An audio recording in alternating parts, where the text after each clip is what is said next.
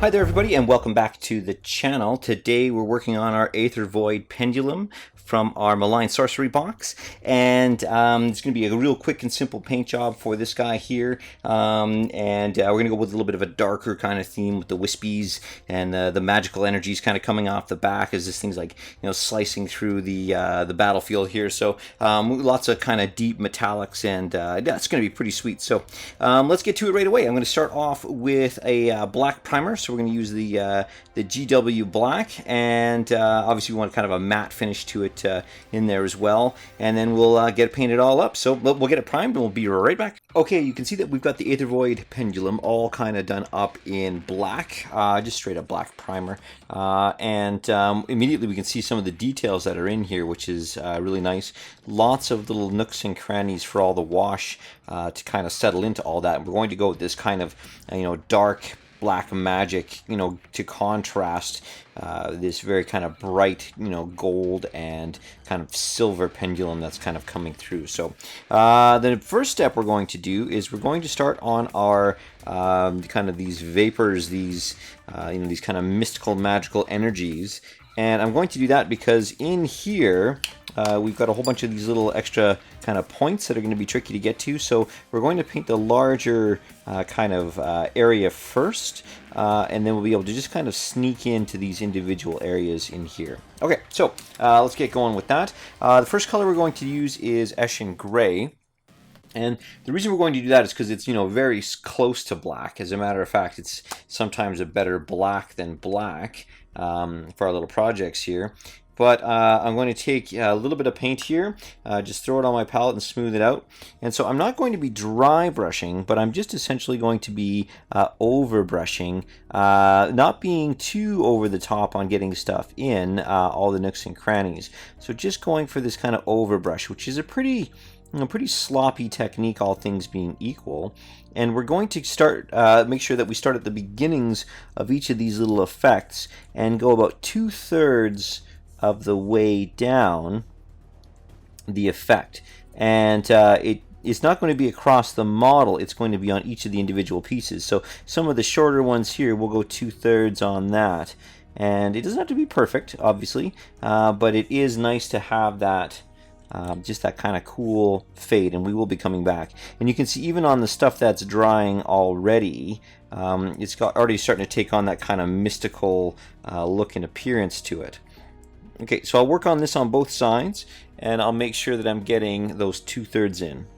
The next step now is to kind of amp up that gray with Administratum Gray, and essentially just going to do the remaining third, basically, and it's going to be super simple. Again, same technique, just going in with a little bit of an overbrush, and same idea, basically. We're just going to be going kind of from the lead elements here and kind of working our way back. Now this will get tamped down quite a bit with the wash, so I'm going a little bit farther than I wanted to here, but I'll just go in here like this. Now it seems like a very bright contrast, but we are going to wash it down and essentially leave it. Maybe dry brush it up after, depending how it looks, but I want to make sure that I still can see the effects, and that's going to be a pretty big one for me. So again, you just kind of want to focus on that first third. Maybe if it's particularly long, you might want to drag a little bit out. But again, we're just over brushing here to provide a little bit of extra depth from that flame as it gets darker and away. And side note, we're actually kind of holding true to what fire is as well, where it kind of starts brighter at the source point and then just kind of works its way out to being darker as we go. So as this dries, it will be looking a little bit more kind of gradiated. All right, so I'll let that kind of dry down a little bit, and you can see that we're starting to get that kind of cool, ghostly, fading going on here between the different, going from the lighter gray to the darker gray to the black. And I think it's going to pay off dividends huge once we're kind of trucking along here. The next step that we're going to do now is work on the metallics, and we're just going to be basing these off. I'm going to start with Lead Belcher, and with Lead Belcher, I'm just going to go over all of the main points of the pendulum axe here. So The trick now is going to be to get in to all these little areas that have been kind of popped out. Now I'm just going to follow the line of this initial blade here, but you can see it's a lot easier to do that subtractive thing where you're just kind of working into the nooks and crannies as opposed to just trying to paint those nooks and crannies on. Much easier to achieve that way. So I'm just going to work my way across the whole axe here, basically covering everything that's in here except for this little bit of runic detail in here. Now if you go over a little bit, that's fine. We're going to be coming in with Retributor armor, and that is essentially going to give us that nice kind of, it'll cover it really well because it's a base coat. Okay, we've got the silver all done. The lead belcher looks really nice on here. Now, obviously, we're going to wash it to tidy everything up as we go. But so far, looking pretty sharp. Now, I am going to probably go in here and tidy up a little bit, but I'll get to that in a second. In the interim, I'm going to go and take my Retributor armor, and I'm just going to do that rune work in there, but just making sure, again, that I don't get into the mystical smoky effect here. So I'm just going to take my Retributor armor, and we'll jump in there. So yeah, it's got a kind of a nice ethereal look so far, even before we wash it, and it's kind of neat to contrast that cleanliness of the pendulum itself with the kind of dark, magical notes that are in here as well. So color-wise, it's cool, and texture-wise, it's pretty neat as well. We can see that we definitely have a lot more texture going on, with this than with the pendulum. So visually, it's a pretty interesting way to kind of go about this. So I'm going to take my Retributor armor and I'll just keep working it all the way through here. And again, being super careful to be nice and easy, just going into those that kind of smoky effect there. Alright, so I've gone in and just kind of tidied up all the colors in here, and you can see that, even on a standalone, before we even wash it, it's looking pretty cool. That kind of ethereal kind of fade, going from the lighter to the darker to the black, the grays to the black, looking really, really sharp. And, just in general, just really enjoying the model. I like the motion, the animation, and all that. So next up, we're going to work on our wash, and that should provide a little bit of depth back, because we just overbrushed here. That should provide a little bit of depth back in here, and it'll definitely deepen up the metallics as well. So the wash that I'm using is it's a homemade wash, but it's using the G-Dub stuff. It's a mix of 25% Agrax Earthshade, 25% Nuln Oil, and 50% floor wax. So the floor wax acts as kind of a flow aid, and it just really makes it so that it flows super nicely, and we don't get that kind of gritty kind of finish off the washes. So I'm just going to go over here and apply this fairly liberally. Now, again, with that flow aid in there, what'll end up happening is it'll just kind of sink into the cracks there really nicely, and essentially it'll just settle down really nice, but still leave a big amount of that color and surface available to us. So I'm going to put this all around and make sure I don't get a lot of pooling down here at any of the bottom spots, but I'll hammer this down all over the model, and then I'll let it sit for about 45 minutes or so, just to make sure that all of it's dried up. The floor wax goes in there, and it actually really helps dry it up as well, which is great. Okay, so I'll get going on this, and we'll be right back to top up the colors. Alright, so we're looking good. We got the wash all kind of sorted out here, and you can see it's brought lots of depth. There is a little bit of shininess that you can see on these individual little pieces here. That's actually a function of the floor wax, but I will, if you like the shiny, you can keep it for sure, but I usually tend to hit it with a purity seal at the end just to kind of matte down that gloss, so it doesn't actually end up being an issue at all. You will see some spots where we've had a little bit of pooling in here, and we'll address those in a second. You can see here there was a little bit of pooling as well, and just because I went in a couple extra swipes there just to make sure that I got got that shading there where I wanted it to be. So we're going to take our lead belcher now. And with the lead belcher, we're going to do a bit of just kind of an interesting thing. I want to do a bit of a striation, which is striation is just a series of vertical kind of repeating lines. And you'll see wherever there's a piece, like a component. So for example, this component up here is separate from all the bolts. Like there's a big nut and kind of, framework and all that.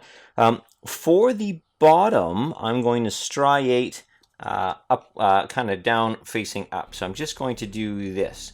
And there's nothing crazy going on, but I just want to be able to highlight it in kind of an interesting way. I want it to look like it's kind of maintain the ethereal quality to it.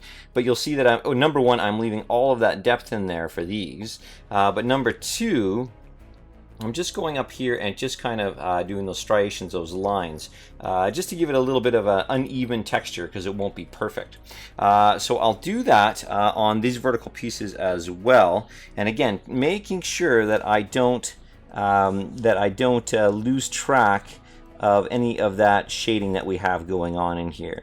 So again, about halfway down, I'm just going to striate this in and leave it a little lighter, leave it a little darker up at the top, and then we'll come in with that other highlight. Now when it comes to the axe head itself here, what I'm going to do is, first off, you'll see that there's some spots where I was a little kind of messy. So I'm going to do just a little bit of essentially a highlight just around there, just to tidy that up, okay? And then I'll go back to my striations about halfway up that surface area there. So just want to make sure that I tidy up all of those bits and pieces. And if you take away any of your low light, that's fine. You can always go back in and resume that with a little bit of wash, which is fine. And got a little bit untidy inside of this as well. A little tricky to see what's going on until you see it. And then I'll go around here. So I'll do the edge highlight all the way around where the colors meet. And then I'll just do that striation for that last kind of half or bottom half of any of these pieces up here.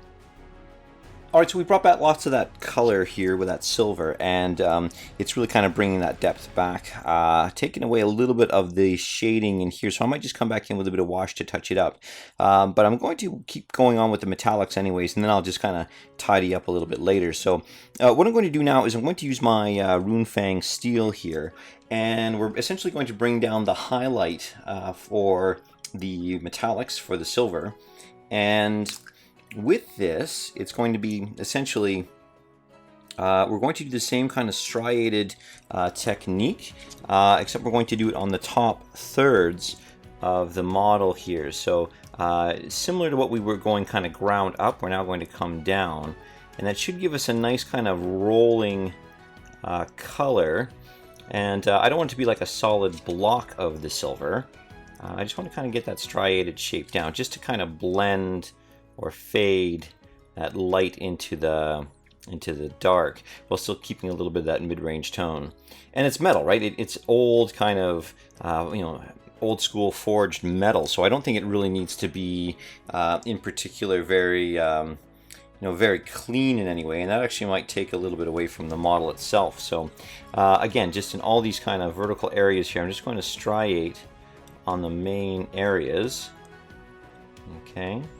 And then on the edges here, I'll just do just a quick overbrush near the tips of these little spikes coming out the side here. Now on the flat surfaces of the big pendulum itself, I'm just going to striate again, just down just about to the halfway mark. So I still get this dark, a little bit darker, and then light at the top. So I like the look of that. And then finally, on this kind of blade of the pendulum here, if I was to vision this into if I was to have a vision of this being into thirds, I'm going to do 1/3 of the edge. I'm going to do with the Runefang steel, just to kind of highlight that edge. So it's a very subtle effect, but when it's all dry, we'll see it. So just that outside third of that blade. And then I'll do that exact same width on either side of this this kind of ridge here. So I'll keep kind of trucking around now, and kind of continuing that third, that striation at the tops of these flat surfaces here. I'll just do kind of a dummy check on that, and then we'll be right back. Alright, so the details all kind of settled in now on the metallics, which is really, really nice. The next piece that I'm going to do now is I'm just going to bring back a little bit of the highlight, just a little bit at a time, for this kind of gray to black fade that we've got going on here. we had the Eshin Gray in the middle, the black at the end, and the Administratum Gray kind of on that first third. Now, once we've washed it down, we've really brought down that Administratum Gray. And I don't know if I necessarily want to restore it, but just kind of that little bit of a leading edge, like that 1/5 of the way down. I still want to keep that kind of smoky kind of color, but I think what I'm going to do now is take my Administratum Gray here, and then I'm just going to do the kind of that 1/3 of that, sorry, 1/3 of the kind of initial gray, or 1/5, I guess. None of that math adds up, I'm sure. And I'm just going to go over kind of the extreme highlights. And I can also use the opportunity to pick out any of the pieces that I got a little bit of that lead belcher on. So I can just go in and just kind of set up that fade in a nice, decent way while saving or recovering a bit of that. So I'm just picking out the very top edges, and we don't have to do like a highlight or even like a major overbrush. I'm just kind of, bringing out that brighter part of that smoky kind of ethereal effect. And down here at the bottom as well, we'll just bring out the kind of that top level of that smoky effect. And again, great opportunity to just recover a little bit of that color back. Okay, and then finally I'll do that same process with the Eshin Gray, and I'm just going to bring out that kind of midpoint that we got with the Eshin Gray before we washed it down. I'm just going to bring back that little bit of kind of pop to that Eshin Gray, because I mean, obviously we don't have a whole lot of kind of visual interest other than these shades of gray on this, but I think it'll look pretty sweet.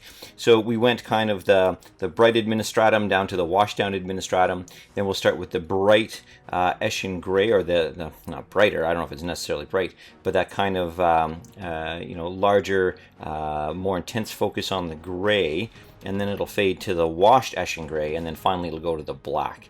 So just kind of over these midpoints in here, just bringing back a little bit of that Eshin Gray, just to kind of offer up that larger type of smoky kind of gradient there. And visually, I think it offers up a pretty neat effect going on here. So yeah, I mean, I'm really liking the way this kind of turns out, and it's just it's not a gradation it's a gradation, but it's not a like an airbrushed type gradation. But I think it still offers lots and lots of visual interest, and you don't have to crack out the whole airbrush setup and all that. All right, loving it, looking really, really good.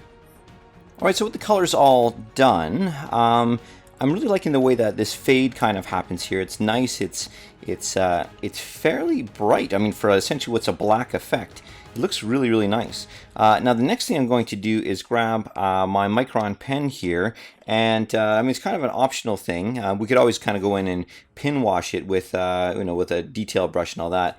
But I really like the Micron pens, and so I've got this guy here now. This is kind of one of the heavier Micron pens that I have, but I think this is because it's kind of terrain.